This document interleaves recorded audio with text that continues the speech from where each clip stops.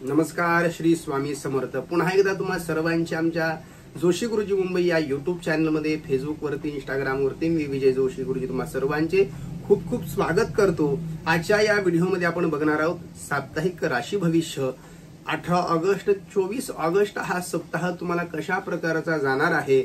या पहिल्या भागामध्ये आपण मेष राशी ते कन्या राशी या 6 राशीत आपण बघणार आहोत। या सप्ताहामध्ये कुठली काळजी घ्यायची आहे, कुठली कामं करायची आहेत, कुठली कामं करायची नाहीत, हेच आपण सर्व बघणार आहोत। तत्पूर्वी जर तुम्ही आमच्या चॅनलवरती जर नवीन असाल, अजून चॅनल पेज फॉलो केलं असेल तर फॉलो करून ठेवा, म्हणजे असेच व्हिडिओ तुमच्यापर्यंत पोहोचत राहतील। लाईक करायला विसरू नका। त्याचबरोबर जर तुमचे जर काही प्रश्न असतील खाली कमेंटच्या माध्यमातून किंवा जो काही खाली आमचा मोबाईल नंबर आहे त्याच्यावरती तुम्ही कॉल करू शकता। तर चला बघूयात पहिली राशी। पहिली राशी आहे मेष राशी। मेष राशींच्या लोकांसाठी हा जो काही आठवडा आहे तुम्हाला कामामध्ये व्यस्त ठेवणारा, त्याचबरोबर तुम्हाला अज्ञात भीती वाटू शकते। म्हणजे अज्ञात भीती म्हणजे कसं, मला काही होईल का, माझी तब्येत बिघडेल का, तुमच्यावरती राहूचा प्रभाव राहील, उगाच स्वप्नावत जगणं, माझं नुकसान होईल का, माझ्यावरती केस होईल का, म्हणजे अशा अनेक प्रकारच्या गोष्टी तुम्हाला भासू शकतात किंवा तुम्हाला त्रस्त अशा गोष्टीने होऊ शकतात। म्हणून यापासून तुम्ही दूर राहणं गरजेचं आहे। त्याचबरोबर तुमच्या कामाच्या व्यस्ततेमुळे तुम्हाला मानसिक त्रास होऊ शकतो, शारीरिक थकवा तुम्हाला जाणवेल आणि तुम्हाला रागावरती नियंत्रण ठेवणं गरजेचं आहे। ज्यावेळेस तुम्ही मानसिक त्रासामध्ये असता त्यावेळेस तुमचा जो काही मनाचा जो काही ताबा आहे तुमच्यावरती नसतो, तो तुम्ही ठेवणं गरजेचं आहे। त्याचबरोबर या आठवड्यामध्ये विनाकारण जास्त पैसे खर्च होणार नाहीत, याचीही तुम्ही काळजी घ्या। त्याचबरोबर जर तुमचे काही कामं रखडलेली असतील, जर तुमचे राजकारणी मित्र असतील किंवा जवळचे लोक असतील, त्या लोकांकडून जर तुम्ही कामं पूर्ण करण्यास जर भर दिला तर जे काही तुमचे कामं रखडलेली आहेत ते पूर्ण होण्यास मदत होईल। आणि ज्यांचे मुलाचे शिक्षणामध्ये जर प्रॉब्लेम्स होते बऱ्याच दिवसापासून, त्याचबरोबर जर कुणाचे रिझल्ट यायचे राहिले असतील, तर अशा मेष राशींच्या पालकांसाठी एक चांगली आनंदाची बातमी अशी आहे की त्यांच्या मुलांचे रिझल्ट चांगले येतील, शिक्षणातील सर्व अडथळे दूर होतील। आणि जर शिक्षणामध्ये जर खूप काही प्रॉब्लेम्स येत असतील तर त्यांनी मुलांच्या अंगावर नारळ ओवाळून जर तुम्ही वाहत्या पाण्यामध्ये सोडला तर जे काही प्रॉब्लेम्स आहेत ते दूर होण्यास मदत होईल। तुम्ही या सप्ताहामध्ये जप करायचा आहे ओम भ्राम भ्रीम भ्रूम सहा राहवे नमः, या ग्रहाचा तुम्ही, या मंत्राचा तुम्ही जप करायचा आहे। तर चला बघूयात दुसरी राशी। दुसरी राशी आहे वृषभ राशी। वृषभ राशींच्या लोकांसाठी या सप्ताहामध्ये जर तुमचे घर बांधणीचे काम रखडलेले असतील ते काम पूर्ण होण्यास मदत होईल। जर प्रॉपर्टीची कामं रखडली असतील तर ते कामं पूर्ण होतील। घराबाबतीत कुठलेही प्रश्न असतील ते तुमचे सॉल्व्ह होण्यास मदत होईल। जे कोणी विद्यार्थी आहेत त्यांना या सप्ताहामध्ये चांगल्या प्रकारचं यश मिळेल। तुम्हाला जवळच्या लोकांकडून सहकार्य मिळेल। तुमच्या कामावरती असो, घरी असो, तुमच्या आजूबाजूचा परिसर असो, अशा सर्व लोकांकडूनच तुम्हाला या ठिकाणी सहकार्य मिळेल। त्यांच्या सहकार्याने तुम्हाला बिझनेस वाढवू शकतो, तुम्हाला अनेक प्रकारचे फायदे होऊ शकतात, तर तुम्ही त्या गोष्टीचा फायदा घेणं गरजेचं आहे। त्याचबरोबर तुम्हाला या सप्ताहामध्ये प्रवासाची सुद्धा योग आहेत, सासर। त्याचबरोबर जर जे कोणी लेडीज लोक आहेत त्यांनी आपल्या घरामध्ये वादविवाद होणार नाहीत, भांडण होणार नाहीत, याची काळजी घ्यायची आहे। त्याचबरोबर ज्यांचे कुणाचे जर खूप काही मतभेद आहेत, जसं तुम्ही आता सासरी नांदत नाहीयेत, माहेरी आहेत, तर त्या गोष्टी जर आता जर तुम्ही सॉल्व्ह करण्याचा प्रयत्न केला तर तुम्हाला फायदाच होईल। तुमचे संपूर्णपणे जे काही प्रॉब्लेम्स आहेत, वाद भांडण मिटतील। जर तुम्ही रखडवत ठेवलं तर तुम्हाला भविष्यामध्ये खूप काही प्रॉब्लेम्स येऊ शकतात, म्हणून याची काळजी घ्यायची आहे। जे कोणी विद्यार्थी आहेत त्यांना स्पर्धेच्या क्षेत्रामध्ये या ठिकाणी यश मिळेल। मित्रांसोबत तुम्हाला आनंद तुम्हाला घेता येईल। त्याचबरोबर तुम्हाला बाहेर जाण्याची योग तर आहेच, हे सांगितलंच आहे। आणि तुमच्या जवळच्या लोकांकडून सरकारी कामं पूर्ण होतील।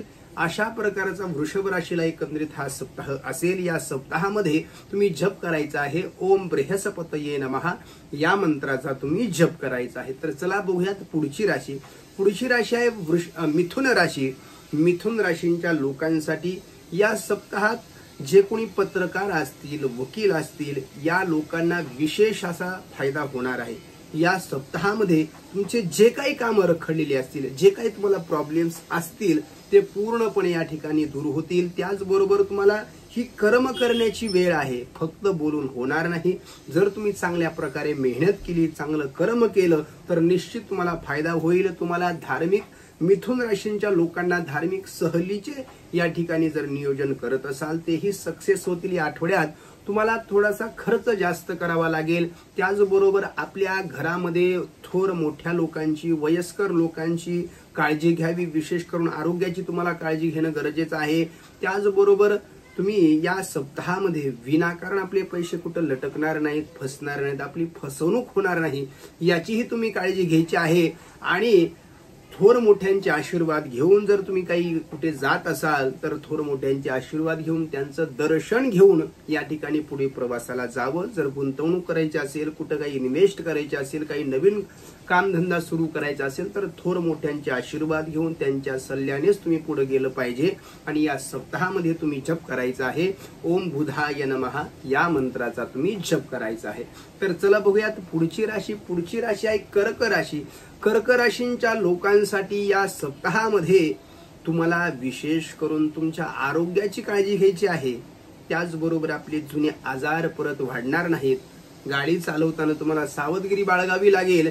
या आठवड्याच्या सुरुवातीला तुम्हाला विशिष्ट कामं पूर्ण करता येतील। जर काही महत्त्वाचे कामं रखडलेली असतील, तर ते काम पूर्ण होतील। तुम्ही पूर्ण कामामध्ये जर समर्पण केलं, आपल्या जॉबमध्ये जर समर्पण केलं, आपल्या बिझनेसमध्ये जर तुम्ही समर्पण केलं, 100% जर तुम्ही मेहनत केली, तर या सप्ताहामध्ये तुम्हाला 100% त्या मेहनतीचं चांगलं उत्तम असं फळ मिळाल्याशिवाय राहणार नाही। त्याचबरोबर तुमच्या जर भावामध्ये, तुमच्यामध्ये जर काही मतभेद असतील, ते मतभेद या ठिकाणी संपुष्टात येतील, मतभेद दूर होतील।